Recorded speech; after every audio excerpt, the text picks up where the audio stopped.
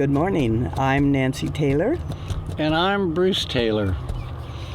And I remember when I first saw an Austin Healey was when I was about 14 years old, and I fell in love with it instantly. I didn't know that.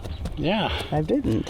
And I always wanted one of those and could hardly wait to get one. And at 16 years old, obviously I didn't have the money to buy even a 1929 Ford all run down that you had to get fixed up. But eventually, after saving up and going to work, and the first thing I wanted to do was buy an Austin Healey and have that for my car. So I decided at 21 years old, or before 21, I asked my father to back my loan, be a co-signer on my loan. Well, for some reason, he didn't want to do that. And I was a little bit discouraged and actually quite mad at him at the time, but now that I'm grown up, I realize the guy was really smart. So the I'm day going to interrupt you just All a right. minute because my memory is shot, so I can't remember things. But when I first met you, you had a plan. You had your Austin Healey. Yeah. You were going to the University of Florida School of Oceanography. That's correct. You were yeah. all ready to go, Yeah. and then we met each other. Yeah, then we met. I met my lovely wife, my second love in life. Of course, this is That's not very nice. This is my first love in life, and And we got married 6 months later, so you couldn't go to and we were not pregnant. and we've had the car ever since. It was our first car, and for the first 5 years of our marriage, it was our only car. Do you remember when we went over to Chelan? Yeah. Brad was just a baby, and we took the wheel out, Yep. put his bassinet, his little travel bassinet in Yeah. there. He slept all the way over.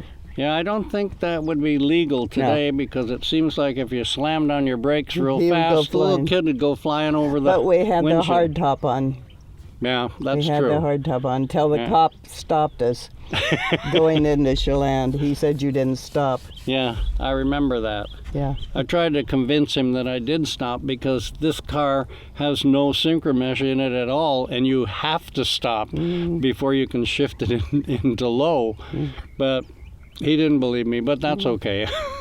He didn't give me a ticket, he gave me a warning and told me to be more careful. Do you remember 6 months? We got married December 26th, and 6 months later, we took it to California, and every few 100 miles or something, the car would stop. You would roll your seat up. I would get the knockabout hammer on the fuel pump, and it'd start putting away, and we'd be down the road again. That happened even through Death Valley. We only did that for 1,500 miles, Right. keeping the car running. It's a British car, what do you expect? Then it finally died when we got to Fort Lewis. Yeah. We had to call your folks and say, come and get Come us. and get It us. wasn't going any further. And then we hauled it home. Yeah, that was a good one. I remember when we got married, which was really amazing because it was so long ago. We were married in Omak the day after Christmas.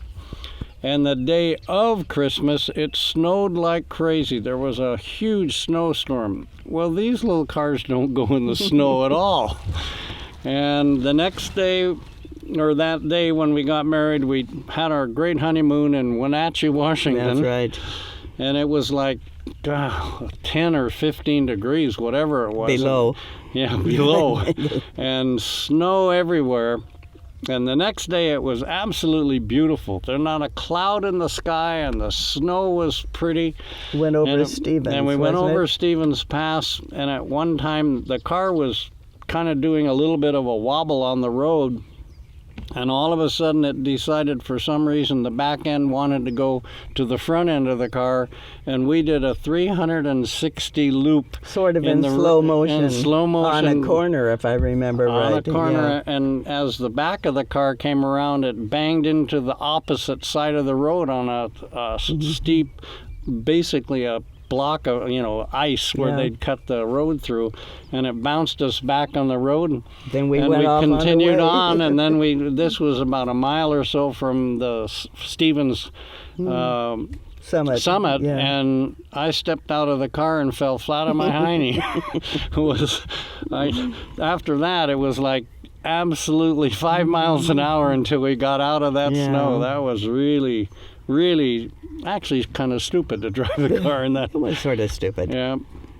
And then there's just been so many times of enjoyment with this car. Why did we, I know it's set for 25 years, but why? Because we didn't get it prepared to sit. No, it was up on blocks for actually 27 years. And Why did we do that? Because I was traveling. Oh, that's right. And then I didn't want the kids to kill themselves because You didn't a want them to drive it. A teenager like mine, you're right, I did not want them to drive it. It was called tough love. Yeah.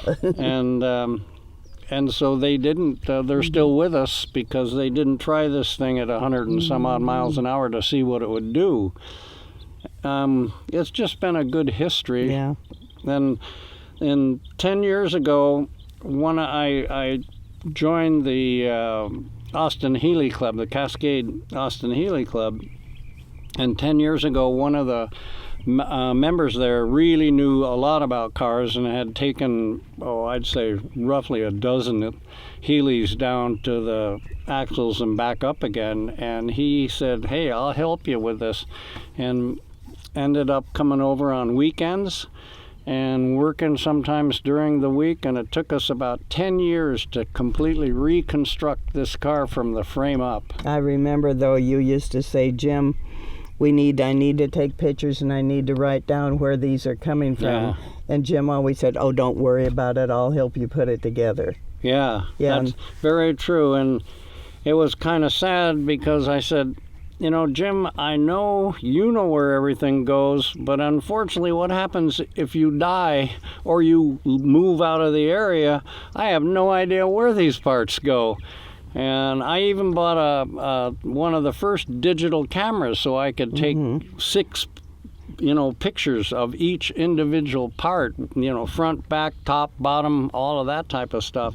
Anyhow, Jim said, don't worry about it. I know where they go. And he'd brought over these little aluminum containers where he was putting different things in different parts of the car into the different slots. And then I went to put it back together, and Jim went in for a heart operation and never got off the table. And there I was with thousands of parts, not knowing exactly where they went. Wasn't very thoughtful of him. No. Jim, if you hear me up there, you did help me a few times. I'll have to admit that. So that was one of the interesting parts of this car. It's been an adventure. It has been. And actually, it's looking pretty good now. It should be looking pretty good right now. We could have bought a brand new Mercedes, right? SL 500 Deluxe Super Duper car for this thing, and it would actually run. Yeah. That's exactly right. It was really interesting when we got it all put together, which was this last summer.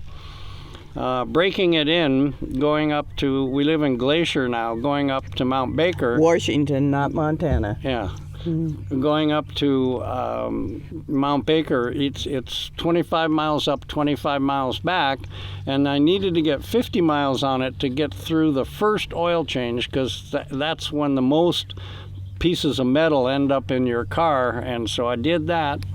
And then I needed another 500 miles with the break-in fluid, the first break-in oil. And we did that one going back and forth and around and into Bellingham and that type of thing. And then it needed 1,000 miles on it. So I decided to drive it to Borrego Springs, which is 1,500 miles away. And I left the end of October in the biggest rainstorm that could possibly have hit the Northwest, including California. And this car had not had a drop of rain on it for 40 years. And I backed out of the garage and it was pouring and it never stopped. I drove down the coast because I couldn't go more than 55 miles an hour, with being that it's broken in, and I also had to vary the speed according to the mechanic. So I was doing that, and in the meantime it is pouring down rain all the way down the coast of Washington, all the way down the coast of Oregon, and all the way to San Francisco and beyond. It didn't stop raining until I got halfway down the Big Sur after we left Carmel. If I remember right, too, this car, when you have the hardtop on, which you did, doesn't do well in the rain because it sort of fogs up here. Your side windows can't see in those normally anyway, so it's not the best rain car. No, it's a horrible rain car, believe me. But it was really quite a trip. It was interesting because it finally stopped raining after about half an hour past Carmel, and I thought, oh, this is going to be pretty good.